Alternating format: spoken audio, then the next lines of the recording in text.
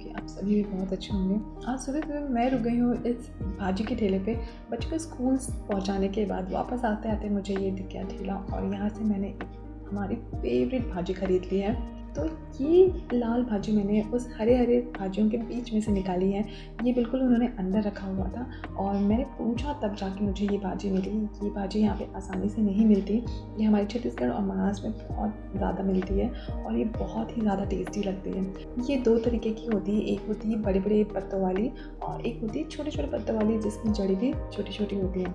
तो मैंने ये छोटी जड़ी वाली ली है। इसका कलर बहुत ही अच्छा आता है। इसे कुक करने के बाद जब आप राइस की पर इसे रखते हैं तो पूरा राइस लाल हो जाता है। तो मैंने क्या किया, इसे बड़े बड़े चंक्स में ही तोड़ लिया है। उसके बाद मैं इसे सबसे पहला जो पानी में भिगाती हूँ वो 10 से 15 मिनट इसे पानी में भिगा के ही रखती हूँ। इससे सारी रेती नीचे आ चली जाती है और उसके बाद फिर इसे 3-4 पानी फिर से धो लेती हूँ। इससे भाजी बहुत अच्छे से धुल जाती है और इसमें बिल्कुल रेतियाँ हट जाती हैं। उसके बाद फिर मैं इसे चॉप करती हूँ। तो आज मैं लंच की सारी चीज़ों में वेजिटेबल्स डालने वाली हूँ, चाहे वो रोटी है या राइस है, सारी चीज़ों में आज वेजिटेबल्स डालने वाली हैं। तो यहाँ पे मैंने लिया है कद्दू और गाजर। तो थोड़े गाजर को मैंने बारीक बारीक चॉप कर लिया है और थोड़े गाजर और कद्दू को बड़े बड़े चंक्स में रखा है मैंने। तो ये डलेंगे दाल में। तो सबसे पहले मैंने यहाँ पे राइस चढ़ा दिया है, इन्हें धो लिया राइस को और इसमें मैंने पानी भी डाल दिया है। अब यहाँ पे मैंने बारीक बारीक जो गाजर चॉप करके रखे थे वो इसके अंदर डाल दिए। ये मेरे बेटे को बहुत ज़्यादा पसंद है और वो इसे कैरेट राइस बोल कर खा लेता है। और रोटी के लिए मैं यहाँ पे ले रही हूँ बीटरूट। इसे छील लिया है और इसे सिंपल ऐसे पीस लिया है मैंने और इसे मैं आटे में डालकर इसकी रोटियां बनाने वाली हूँ। और ये मेरे बेटे को बहुत ही ज़्यादा पसंद है, वो इसे बीटरूट पैनकेक बोलता है। तो बच्चे जो होते हैं वो टीवी में इतनी सारी चीज़ें कार्टून दिखते हैं और वहाँ पे पैनकेक बनाना बहुत दिखाया जाता है। तो मुझे मेरा बेटा बोल रहा था कि मम्मी पैनकेक खाना है, पैनकेक खाना है। तो सबसे पहले जब मैंने रागी की रोटी बनाई थी तो उसे ही मैंने इंट्रोड्यूस किया था कि बेटा ये पैनकेक है। तो तब से वो इस कलरफुल रोटियां होती है जैसे रागी की हो गई या फिर ये बीटरूट रोटी, तो इन्हें वो पैनकेक बोलकर खा लेता है। इसके बाद नेक्स्ट मैं दाल यहाँ पे चढ़ाने वाली हूँ और कुकर चढ़ा दिया है मैंने गैस पे और उसमें तेल डाल दिया है। उसमें नॉर्मल जो तड़का मारते हैं हम जीरा और सरसों का, ये डाल दिया है, हींग डाल दिया है और उसके साथ ही यहाँ पे जो वेजिटेबल्स मैंने काट के रखे थे कद्दू और गाजर वो डाल दिया है। तो मैं आज यहाँ पे धनिया के फ्लेवर के साथ ये दाल बनाने वाली हूँ।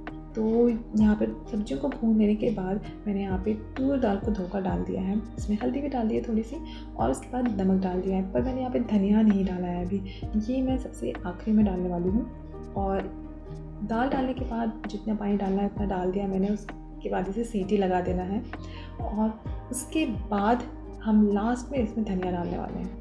तो मैं खाना बनाते बनाते ये एक चीज़ जो मैं रात को भिगा कर रखती हूँ ये मैं पी लेती हूँ। ये है मेथी दाने का पानी और मेथी के पानी के साथ साथ मैं मेथी भी खा लेती हूँ और बस इसे निगल लेती हूँ, मैं चबा कर नहीं खाती। तो ये बहुत ही हेल्दी चीज़ है, इससे वेट लॉस भी होता है, बाल भी नेचुरली काले होते हैं, बाल हेल्दी भी होते हैं और इसमें B12 बहुत ज़्यादा होता है। तो मुझे भी B12 और विटामिन D की डेफिशिएंसी एक बार आई थी, तब से मैं इसे बीच बीच में लेती ही रहती हूँ। तो ये एक मेरा रूटीन है कि मैं खाना बनाते बनाते बीच में इसे खा लेती हूँ। नेक्स्ट हमें बनानी है भाजी। तो यहाँ पे जो कढ़ाई में मैंने तेल डाला है उसमें सबसे पहले मैंने पापड़ निकाल लिया है। अगर हमें कभी पापड़ खाने हैं या फ्राइज़ खाने हैं तो सब्ज़ी बनाने के पहले ही उसी तेल में हम फ्राई कर लेते हैं। ये मेरी मम्मी ऐसा किया करती थी और उसे डब्बे में डाल कर रख दिया करती थी, तो इससे डबल कढ़ाई चढ़ाने की ज़रूरत नहीं होती। और उसके बाद मैंने यहाँ पे लाल मिर्च जो होती है, सूखी लाल मिर्च, इसे भी फ्राई कर लिया है। कभी कभी मुझे खाना पसंद है तो मैं जब भाजी वगैरह होती है तो मैं कभी फ्राई कर लेती हूँ। उसके बाद मैंने ये 3 लाल मिर्च जो तड़के के लिए डाला है और उसके बाद ही मैंने यहाँ पे बड़े बड़े प्याज काट के भी डाल दिए हैं। तो भाजी में मुझे बड़े बड़े ही प्याज पसंद आते हैं और इन्हें ज़्यादा नहीं भूनना है, हल्का सा भूनना है मुझे।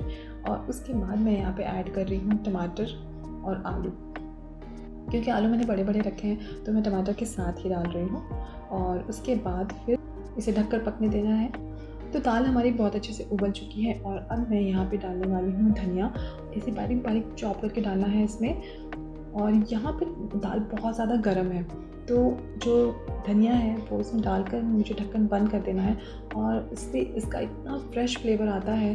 अभी तो 12 बजे हैं तो ये 1 घंटे के अंदर बहुत ही अच्छे से दाल में इसका फ्लेवर आ जाएगा धनिया का। और जब हम खाना खाएंगे 1-1:30 बजे तब मैं इसे फिर से गर्म करूँगी। तो इसका फ्लेवर और इन्हेंस हो जाता है। तो भाजी का तड़का जब तक कुक हो रहा है तब तक मैं भाजी चॉप कर लेती हूँ। कभी भी मैं भाजियों को धोने से पहले चॉप नहीं करती। पहले क्या करती थी, इससे भाजी बहुत वेस्ट होती है, तो अब मैं इसे पहले धो लेती हूँ और फिर बाद में चॉप करती हूँ। और ये जो लाल भाजी है ना, ये बहुत ही ज़्यादा हेल्दी है, एनीमिक पेशेंट को दे सकते हैं। और ये जो लाल वाली चीज़ें होती है डेफिनेटली ये तो खून बढ़ाने का ही काम करती हैं, तो ये बहुत ही हेल्दी चीज़ है। आयरन भी बहुत ज़्यादा होता है, विटामिन ए बहुत अच्छा होता है। और बच्चों को खासकर जो ये विटामिन ए वाली चीज़ें होती हैं ये ज़रूर देना चाहिए। जो इनिशियल एज होते हैं उनमें बच्चों को विटामिन ए वाली जो चीज़ें होती हैं, कद्दू हो गए, गाजर हो गए, इस तरीके की भाजी ये ज़रूर हमें देते रहना चाहिए। अब भाजी डाल देने के बाद इसमें थोड़ा सा नमक डाल देना है और ढक्कन ढक देना है। उसके बाद ये अपने आप सॉफ्ट होकर थोड़ी सी हो जाती है। तब तक मैं यहाँ पे रोटी बना लेती हूँ। तो मैं क्या करती हूँ कि बच्चों को स्कूल से लेने जाने के पहले मैं सारी चीज़ें तैयारी करके रख लेती हूँ, क्योंकि उसके आने के बाद मैं कुछ नहीं बनाती, सीधा खाना खिलाने की तैयारी रहती है मेरी। इसलिए मैं पहले ही सारी चीज़ें बना लेती हूँ। अब मुझे बेटे को स्कूल लेने जाना है और देखिए मौसम इतना ज़्यादा बारिश वाला हो चुका है। जल्दी जल्दी मुझे रोटी बनाना है और उसे लेकर आना है। और अभी तक हमने रेन कोट भी नहीं लिया, क्योंकि अभी तक ज़रूरत नहीं पड़ी है। एक बार भी भीगना नहीं हुआ है, लेकिन उससे पहले मुझे रेन कोट मंगा लेना चाहिए।